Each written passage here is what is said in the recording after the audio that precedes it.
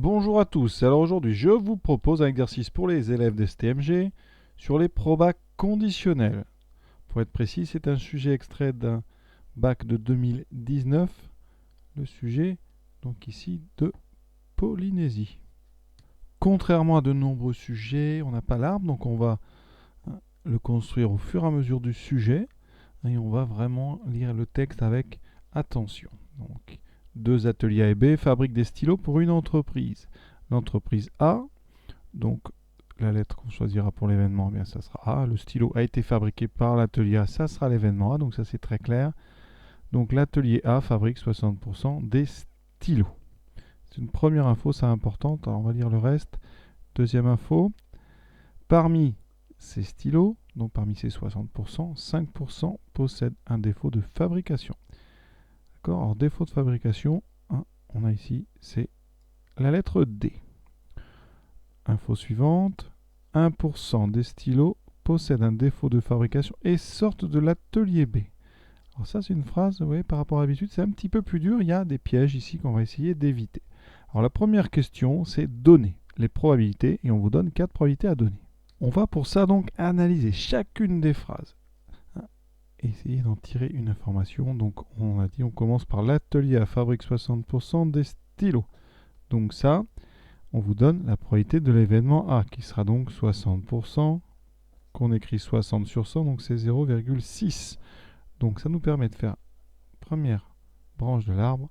L'arbre qui mène à l'événement A sera 0,6. Comme il n'y a que deux ateliers, on a soit A, soit B. Donc on a ici par complémentarité 0,4. Ça c'est la première règle des arbres. Quand on ouvre comme ça plusieurs branches à partir d'un nœud, la somme doit faire 1. On doit avoir 100% des cas qui sont couverts. Ensuite, deuxième phrase. Alors deuxième phrase intéressante parce que ça commence par parmi ceux-là. Donc c'est une probabilité conditionnelle ça. Parmi ceux-là, c'est-à-dire qu'on ne regarde que les stylos qui sortent de l'atelier A. Donc on se trouve ici dans l'arbre et on va aller vers la lettre défaut. Ici défaut, hein, c'est D. D'accord. Vous avez une autre lettre, le contraire de D, on va mettre D bar. Ici on vous a dit 5%. Alors ce 5%, on va l'écrire dans l'arbre à cet endroit-là, 0,05.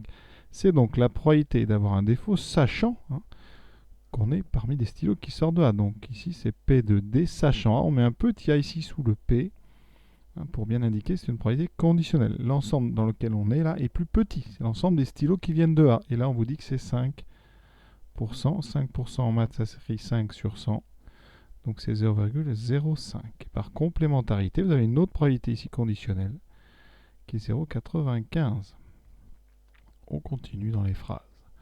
De plus, donc 1% des stylos possèdent un défaut de fabrication et sortent de l'atelier B. Alors ça ici, on regarde tous les stylos, c'est 1% de tous les stylos. Ça veut dire qu'on n'est pas sur une probabilité conditionnelle, on est sur une probabilité simple. Et là, on regarde quel type de stylo. Des stylos qui ont un défaut et qui sortent de l'atelier B. Donc c'est des stylos qui font partie de l'événement B inter D, c'est-à-dire qui sortent de B avec un défaut. Et ça, c'est 1%, qu'on écrit 1 sur 100, donc 0,01. Et ça, on ne peut pas le mettre dans l'arbre. Dans l'arbre, on peut rajouter deux branches, mais cette branche B inter D, c'est un chemin entier dans notre arbre. C'est le chemin qui va passer par B. Alors je vais mettre une autre couleur, ça sera mieux. C'est le chemin qui va passer par B, puis par D. C'est cette probabilité-là qu'il va falloir calculer. Enfin, que ça donne. Donc ici, on sait qu'à la fin, on aura une probabilité de 0,01. Donc on ne peut pas l'écrire ici. Attention, ici, c'est une probabilité conditionnelle qu'il nous faut. Nous, on a le résultat du produit de 0,4 par ce nombre ici, là, qu'on ne connaît pas. Et ce produit va donner 0,01. Marqué d'ailleurs dans le texte, des petits indices, on complétera l'arbre au fur et à mesure. Ça veut dire que c'est tout à fait normal de ne pas remplir ici de petites branches. On répond donc à la question. P de A c'est 0,6, P de B. Alors j'ai pas répondu, je l'avais fait dans l'arbre. P de B c'est donc 1 moins P de A, puisque A et B sont contraires l'un de l'autre. 1 moins 0,6, c'est donc 0,4. P de D, sachant A, on en a parlé. C'est une des phrases qui nous a donné cette information. Et P de B interdit, vous voyez, on le retrouve ici. C'est 0,01.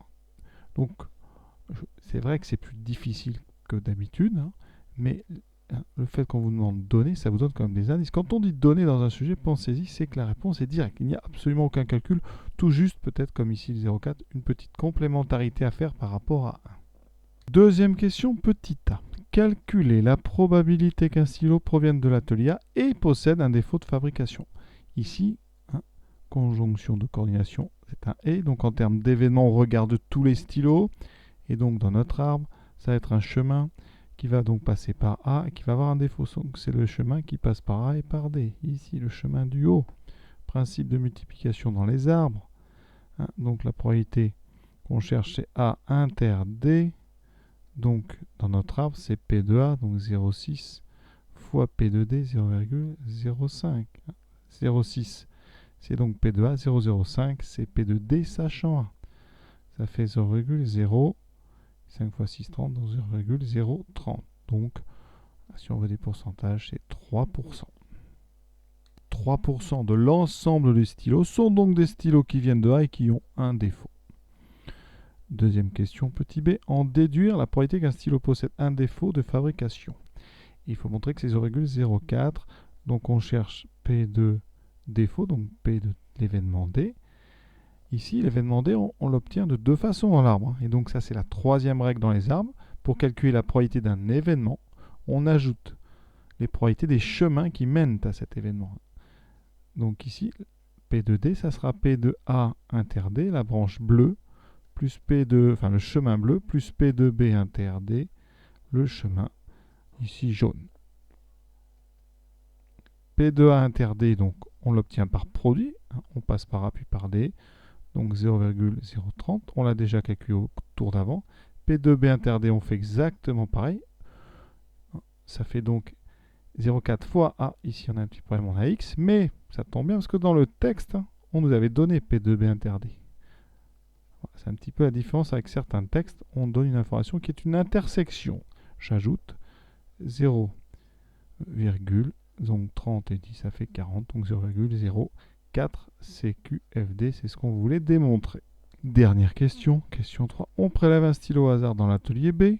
Donc, qu'est-ce qu'on cherche? On cherche ici, donc, quelle probabilité? Alors, déjà, on prélève au hasard un stylo dans l'atelier B, c'est une indication, c'est une condition. Donc, ça veut dire qu'on est sur une probabilité conditionnelle. Ici, on a un petit B en bas. Quelle est la probabilité qu'il possède un défaut? Donc, on veut un défaut, sachant qu'on regarde des stylos qui sont issus de la fabrique B. Et ça, dans un arbre, c'est un chemin qui va de B à D. Alors, c'est le petit x que j'ai indiqué ici sur mon arbre. Alors, comment on fait ça? On utilise le cours. Je vous rappelle que la probabilité de A, sachant B, c'est P de... Alors, A inter B ou B inter A, comme vous voulez. Ici, je vais écrire B inter A divisé par P de B. Donc, nous, ça fera donc P de B inter D divisé par P de B. P de B inter D, on le connaît, on nous le donne dans le texte, c'est 0,01. P de B, on l'a, c'était 0,4. Donc ici, ça fait 1 sur 40. Ça fait donc 0,025. Ce qui fait 2,5%. Conclusion, dans les stylos qui sortent de l'atelier B, on a 2,5% de stylos qui ont des défauts. Cet exercice est terminé. J'espère que ça vous a permis de mieux comprendre. Je vous souhaite une bonne fin de journée à tous.